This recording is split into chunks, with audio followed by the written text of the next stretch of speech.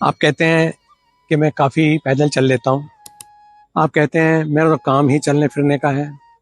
आप कहते हैं कि मैं रेसर हूँ, दौड़ने का काम करता हूँ।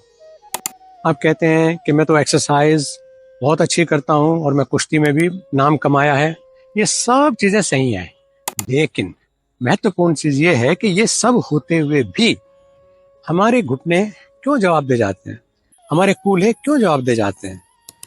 इसका मुख्य कारण केवल एक है कि जिस काम के लिए घुटने बने थे वो काम हम नहीं लेते उनसे। हम या तो ज्यादातर चलते हैं तो आगे आगे चलते हैं, साइकिल भी चलाते हैं तो आगे आगे चलाते हैं। बहुत अच्छा कोई समझदार होगा थोड़ा बहुत पीछे चल लेगा, और अच्छा करेंगे थोड़ा दौड़ लेंगे।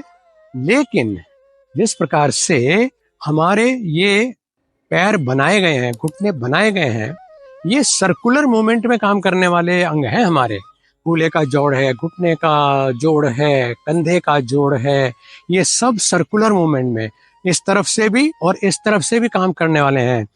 हम जिस तरफ से उसको मूवमेंट देना बंद कर देंगे, उस तरफ की ही मांसपेशियां, उस तरफ के ही स्नायु और उस तरफ की ही प्रवाहिकाएं कमजोर पड़ जाती हैं, रिजिडिटी बढ़ती है, डिपॉजिट्स बढ़ते हैं, जिसकी वजह से हम एक शिकायत मन में लेते हैं। हम एक्सरसाइज करते थे, हम जिम जाते थे, हम अखाड़े में जाते थे, हम दौड़ भाग भी काफी करते थे, लेकिन फिर भी ये प्रॉब्लम पता नहीं क्यों हो गई।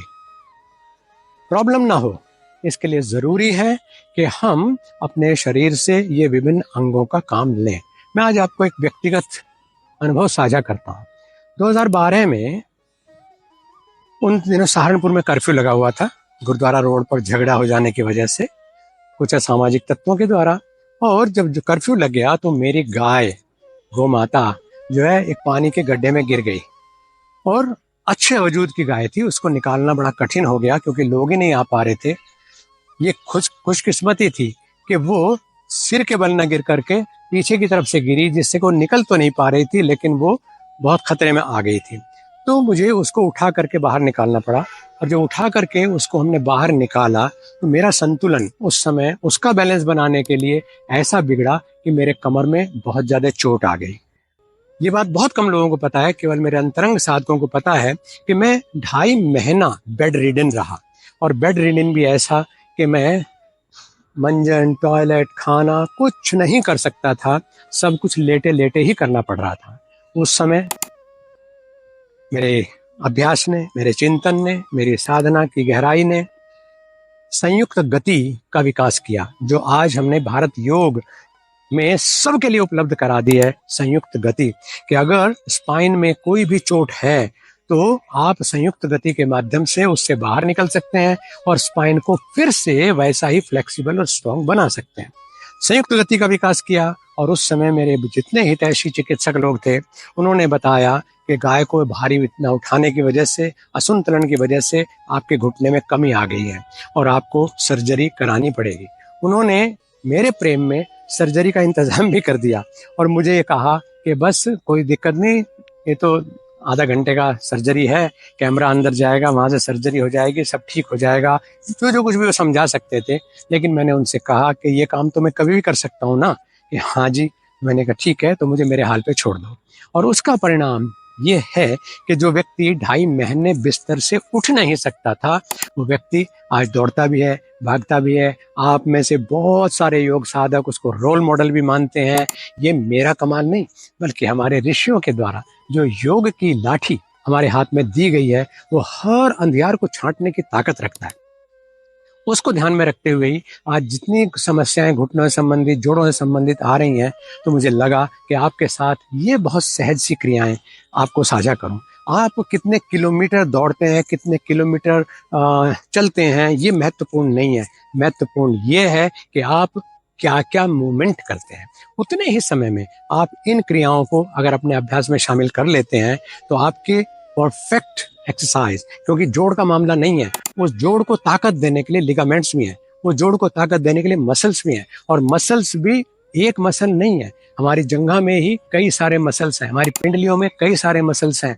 और ये जो मांसपेशी है, अगर इनमें एक भी कमजोर होती है, आप जानते हैं जिनको स्ciatica का पेन हो जाए तो एक नर्व के खाली दब जाने से पूरा आप पंगु हो जाते हैं, चलना मुश्किल हो जाता है। तो इसलिए कोई भी नर्व कमजोर ना हो, कोई भी लिगामेंट कमजोर ना हो, कोई भी जो हमारा मसल टिश्यू है वो इनएक्टिव ना रह जाए, इसलिए ये अभ्यास आप करिए और फिर देखिए कि आपके अंदर क्या परिवर्तन आता है।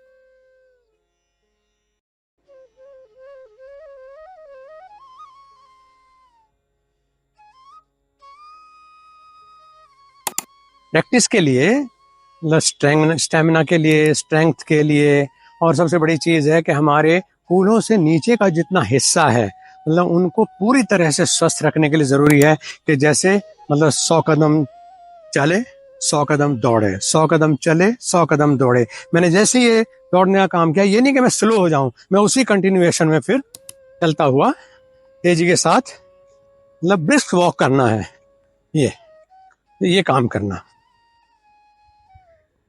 तो 100 कदम चलना, 100 कदम दौड़ना, फिर 100 कदम चलना, फिर 100 कदम दौड़ना। और अगर आपका अभ्यास के साथ साथ स्टेमिना बढ़े तो थोड़ा थोड़ा और बढ़ा लेना। इसके बाद हमें दूसरा अभ्यास करना, वो ये कि हम ये कहने मतलब फुल फुट वॉक करें। यानी जब हम चलेंगे तो पैर, पंजा या एड़ी नहीं छुएगा, बल्कि फुल फुट वॉक। आप हाथ कमर पे ले सकते हैं और फिर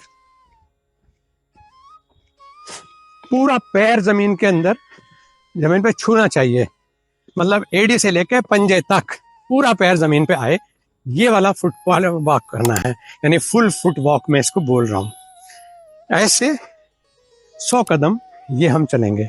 100 कदम ये चलने के बाद फिर हम लेंगे हील वॉक, यानी हम चलेंगे तो उसी स्पीड से, लेकिन अपनी एड़ी के ऊपर हम चलेंगे, पंजे इसमें उठे रहेंगे, हाथ यहां ले लेंगे और पंजे उठे हुए हैं, इस प्रकार से चलना है।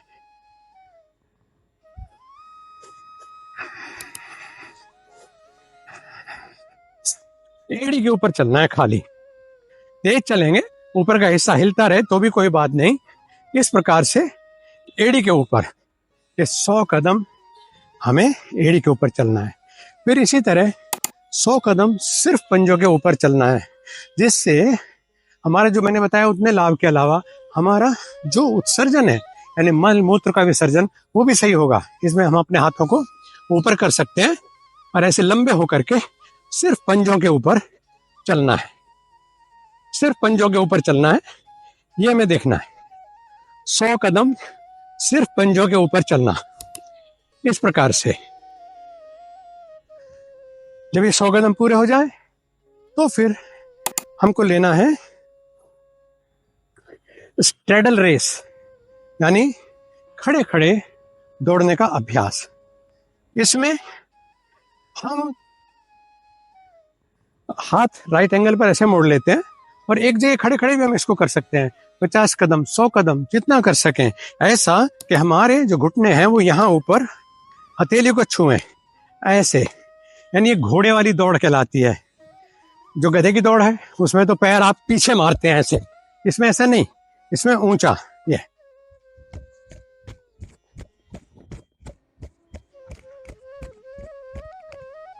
ये वाली दौड़ होगी। और इसमें भी मैंने कहा कि 100 कदम का स्टैंडर्ड बनाए। और इसके बाद एक और चीज हमको करनी है, जिसको हम बोलते हैं साइड टू साइड रनिंग, या इसके साथ ही तिर्यक दौड़। तो साइड की दौड़ और फिर तिर्यक दौड़, यानी हम अपने कमर पे हाथ ले लेते हैं और इस प्रकार से हम, मान लिया मैं दाहिनी तरफ दौड़ूंगा, तो दाहिनी तरफ दौड़ने के लिए फिर ऐसे ही बाईं तरफ दौड़ना है, ये वाली दौड़ होनी चाहिए। इसके बाद होता है हमारा, मतलब जिसको हम बोलते हैं स्लो मार्च। स्लो मार्च में हमको घुटने सीधे रखने हैं और तब चलना है। जैसे आप साइड से देखें तो आप अच्छा समझ पाएंगे, सीधे हैं, लेकिन इसमें हम इस प्रकार से,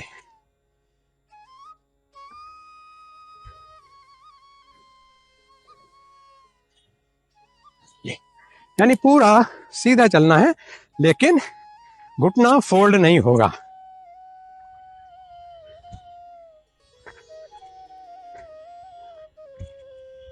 ऐसे। और एक बहुत इंपॉर्टेंट चाल है जिसको हम कहते हैं उल्टा चलना, है ना, रिवर्स वॉक।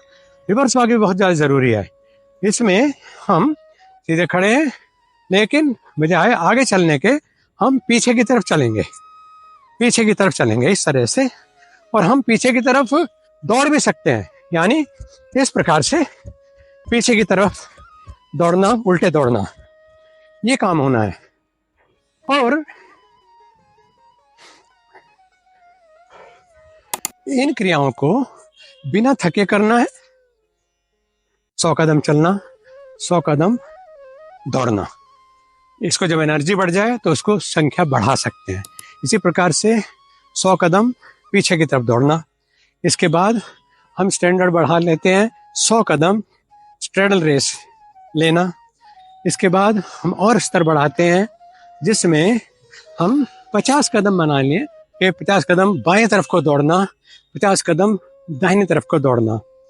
फिर हमने फुल फुट वॉक, मैंने जिस सीक्वेंस में बताया उसी सीक्वेंस में वहां पर हमें फुल फुट वॉक लेना। फिर उसके बाद हील वॉक, यानी एड़ी के ऊपर चलना। और उसके बाद हमने लिया पंजे के ऊपर चलने का अभ्यास। ये क्रियाएं हमारे लिए बहुत बहुत ज्यादा महत्वपूर्ण है, ऐसी कि रिस्क फ्री क्रियाएं हैं। हमारा स्टेमिना बढ़ाएंगी, हमारे स्पाइन को भी मजबूत करेंगी, रेस्पिरेटरी ट्रैक को मजबूत करेंगी। और सबसे बड़ी चीज ये है कि इससे जो हमारे कूल्हा और कूल्हे से नीचे पैर तक का हिस्सा है वो सारा का सारा स्वस्थ और पुष्ट रहेगा।